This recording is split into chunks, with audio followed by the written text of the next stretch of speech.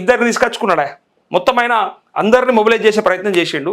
కాకపోతే ఖాళీ ఇద్దరే వచ్చారు. ఒకటి ఆర్మూర్ ఎమ్మెల్యే రాకేష్ రెడ్డి పైడి, ఇంకో ఆయన ఎమ్మెల్సీ అంజిరెడ్డి. వీళ్ళిద్దరిని మాత్రమే ఇక అంటే మిగతా వాళ్ళంతా ముఖం చాటేసారు, కనిపించలేదు ఎవ్వరు.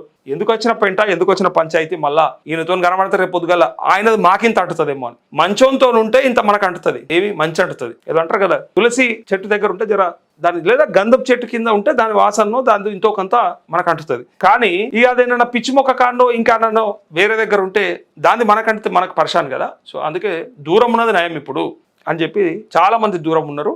ఈయన పదవి అతి త్వరలో పోబోతుందనేది 99% వాస్తవం. మరి నీకు ఎట్లా తెలుసు అంటే కాన్ఫిడెన్షియల్ ఇన్ఫర్మేషన్ పక్కా ఉంటుంది అలా ఇంటర్నల్ పార్టీ నుంచి, పార్టీ ఇంటర్నల్ మీటింగ్స్ నుంచి, ప్లస్ బయట ఆల్రెడీ మీడియాకి లీకులు కూడా వచ్చేసినాయి. ఎందుకంటే పార్టీ ముఖ్యమీడ, వ్యక్తి కాదు. ఎవరైనా ఎలా బండి సంజయ్ అనేటోడు ఒక్కడు పార్టీ కాదు, పార్టీ అంటే అందరి సమ్మిళితం. కాబట్టి ఏం చేయాలి, పార్టీని కాపాడుకోవాలంటే బండి సంజయ్ని పక్కన పెట్టాల్సిన పరిస్థితి వస్తే పక్కన పెడతారు. పెట్టమని మనం అడగం, పెట్టమని ప్రజలు అడగరు, పెట్టమని ఆ చుట్టుపక్కల ఉండే ఆయన నాయకులు అడుగుతారు, వాళ్ళ పార్టీ నాయకులు అడుగుతారు.